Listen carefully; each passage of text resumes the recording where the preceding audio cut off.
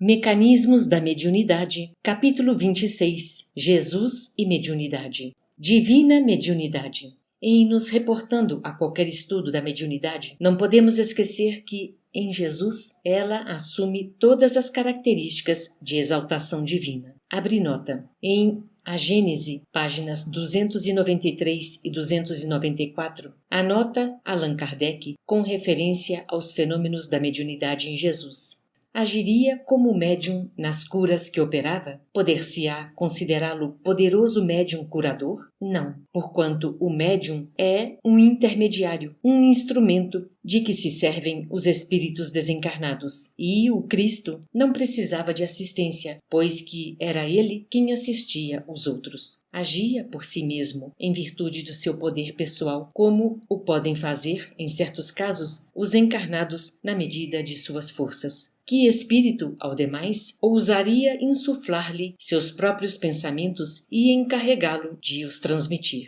Se algum influxo estranho recebia, esse só de Deus lhe poderia vir. Segundo a definição dada por um espírito, ele era médium de Deus. Fecha a nota. Desde a chegada do excelso benfeitor ao planeta, observa-se-lhe o pensamento sublime penetrando o pensamento da humanidade. Dir-se-ia que no estábulo se reúnem pedras e arbustos, animais e criaturas humanas, representando os diversos reinos da evolução terrestre, para receber-lhe o primeiro toque mental de aprimoramento e beleza. Casam-se os hinos singelos dos pastores aos cânticos de amor nas vozes dos mensageiros espirituais, saudando aquele que vinha libertar as nações, não na forma social, que sempre lhe será vestimenta às necessidades de ordem coletiva, mas no ádito das almas em função da vida eterna. Antes dele, grandes comandantes da ideia haviam pisado o chão do mundo, influenciando multidões. Guerreiros e políticos, filósofos e profetas alinhavam-se na memória popular, recordados como disciplinadores e heróis, mas todos desfilaram com exércitos e fórmulas, enunciados e avisos, em que se misturam retidão e parcialidade, sombra e luz.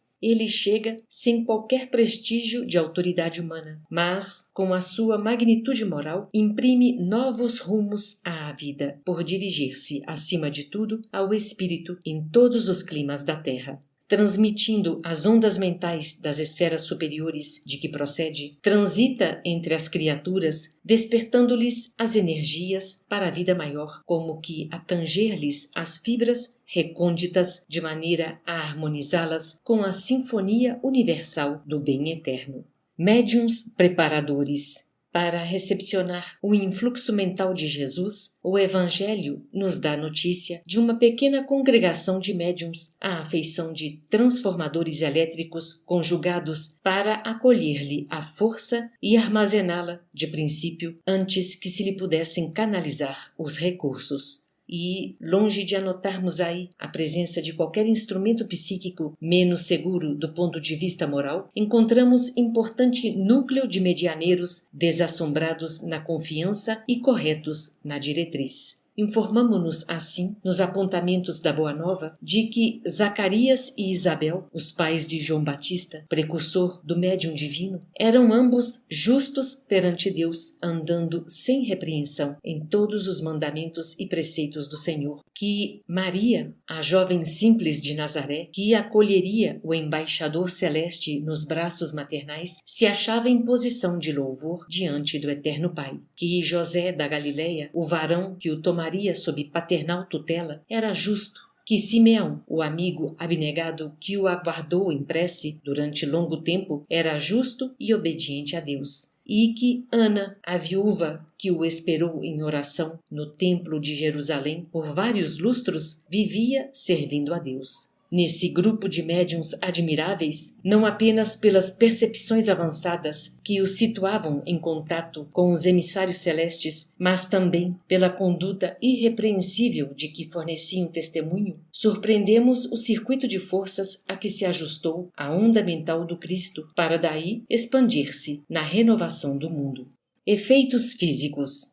Cedo começa para o Mestre Divino, erguido à posição de médium de Deus, o apostolado excelso em que lhe caberia carrear as noções da vida imperecível para a existência na Terra. Aos 12 anos, assenta-se entre os doutores de Israel, ouvindo-os e interrogando-os, a provocar admiração pelos conceitos que expendia e a entremostrar a sua condição de intermediário entre culturas diferentes. Iniciando a tarefa pública na exteriorização de energias sublimes, encontramo-lo em Caná da Galileia, oferecendo notável demonstração de efeitos físicos, com a ação à distância sobre a matéria, em transformando a água em vinho. Mas o acontecimento não permanece circunscrito ao âmbito doméstico, porquanto, evidenciando a extensão dos seus poderes, associados ao concurso dos mensageiros espirituais que, de ordinário, lhe obedeciam às ordens e sugestões, nós o encontramos, de outra feita, a multiplicar pães e peixes no tope do monte, para saciar a fome da turba inquieta que lhe ouvia os ensinamentos e a tranquilizar a natureza em desvario quando os discípulos, assustados, lhe pedem socorro diante da tormenta.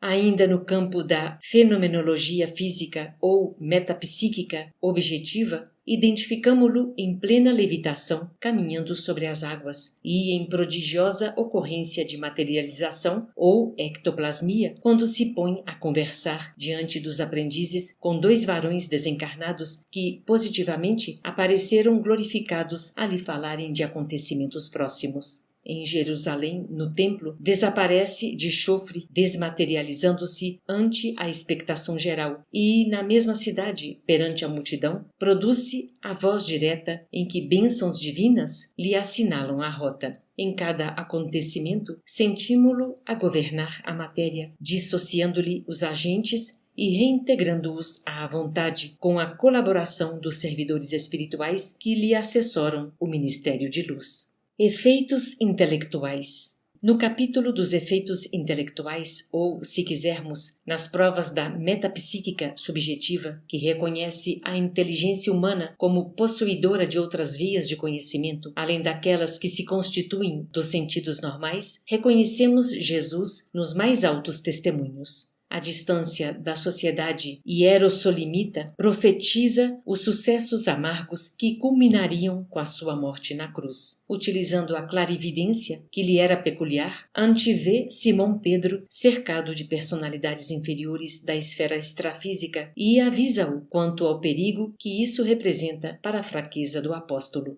Nas últimas instruções, ao pé dos amigos, confirmando a profunda lucidez que lhe caracterizava as apreciações percussientes, demonstra conhecer a perturbação consciencial de Judas, a despeito das dúvidas que a ponderação suscita entre os ouvintes. Nas preces de Getsemane, aliando clarividência e clareaudiência, conversa com um mensageiro espiritual que o reconforta. Mediunidade curativa.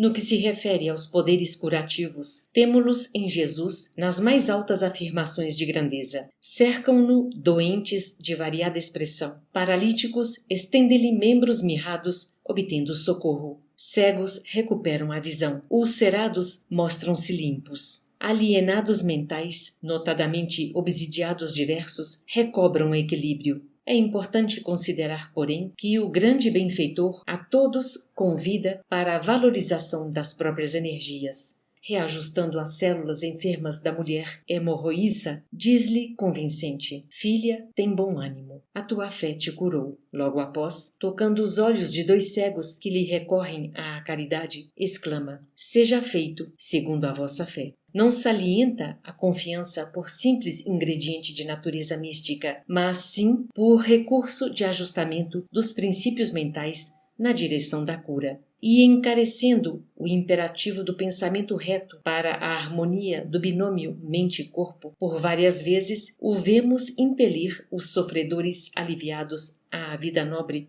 como no caso do paralítico de Betesda, que, devidamente refeito, ao reencontrá-lo no templo, dele ouviu a advertência inesquecível: eis que já estás são, não peques mais, para que te não suceda coisa pior.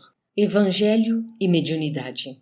A prática da mediunidade não está somente na passagem do Mestre entre os seres humanos, junto dos quais, a cada hora, revela o seu intercâmbio constante com o plano superior, seja em colóquios com os emissários de alta estirpe, seja em se dirigindo aos aflitos desencarnados no socorro aos obsessos do caminho, mas também na equipe dos companheiros aos quais se apresenta em pessoa depois da morte, ministrando instruções para o edifício do Evangelho nascente. No dia de Pentecostes, vários fenômenos mediúnicos marcaram a tarefa dos apóstolos, mesclando-se efeitos físicos e intelectuais na praça pública, a constituir-se a mediunidade, desde então, em viga mestra de todas as construções do cristianismo nos séculos subsequentes. Em Jesus e em seus primitivos continuadores, porém, encontramo-la pura e espontânea, como deve ser, distante de particularismos inferiores, tanto quanto isenta de simonismo. Neles mostram-se os valores mediúnicos a serviço da religião cósmica do amor e da sabedoria, na qual os regulamentos divinos em todos os mundos instituem a responsabilidade moral em segundo grau de conhecimento, situando-se, desse modo, a justiça perfeita no íntimo de cada um, para que se outorgue isso ou aquilo a cada espírito de conformidade com as próprias obras.